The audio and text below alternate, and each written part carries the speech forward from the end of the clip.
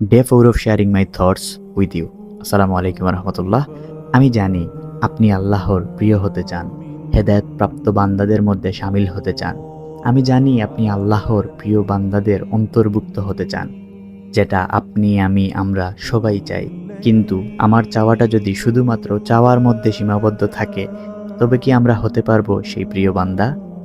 আপনি হয়তো বসে আছেন, কিন্তু শয়তান, আপনার নফস, তারা কি আপনাকে গুনাহের পরামর্শ দেয় না? নিশ্চয়ই তারা আপনাকে জাহান্নামে নেয়ার নীল নকশা তৈরি করছে, কিন্তু আপনি বসে আছেন। আমি আপনাকে একটা জিনিসের গ্যারান্টি দিব, 110% গ্যারান্টি।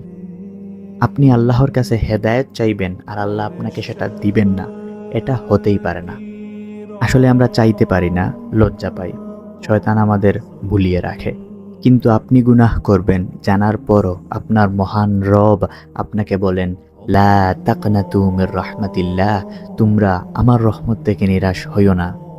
আচ্ছা, আমরা কতদিন 2 রাকাত নামাজ পড়ে ভিখারির মতো, ফকিরের মতো, মিসকিনের মতো আল্লাহ রব্বুল আলামিনের কাছে বলতে পারছি, আল্লাহ আমাকে মাফ করে দেন, আল্লাহ আমাকে হেদায়েত প্রাপ্ত বান্দাদের মধ্যে শামিল করেন, আল্লাহ আমাকে আপনার প্রিয় বান্দাদের অন্তর্ভুক্ত করেন।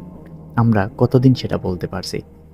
ভাই আমার ভিডিও দেখা আর টিকটকের অর্ধলগ্ন নারীর ভিডিও দেখা দুইটাই সমান হয়ে যাবে, যদি এই ভিডিও দেখার পর আপনার বুধ না জাগে যে আপনাকে 2 রাকাত নামাজ পড়ে ফকিরের মতো, ভিখারির মতো, মিসকিনের মতো মহান রবকে বলা লাগবে, আল্লাহ আমাকে মাফ করে দেন। আল্লাহ, আপনার তো হাজারো বান্দা আছে, কিন্তু আপনি ছাড়া আর কে আছে?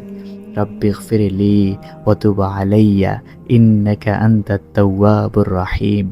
যেই আল্লাহ মাফ করেন, সেই আল্লাহর দরবারে যদি আপনি মাফ না চাইতে পারেন, তাহলে জিতে যাবে আপনার অবাধ্য নাফস, জিতে যাবে শয়তান, হেরে যাবেন আপনি। জাহান্নামের আগুন অপেক্ষা করবে আপনার আমার জন্য।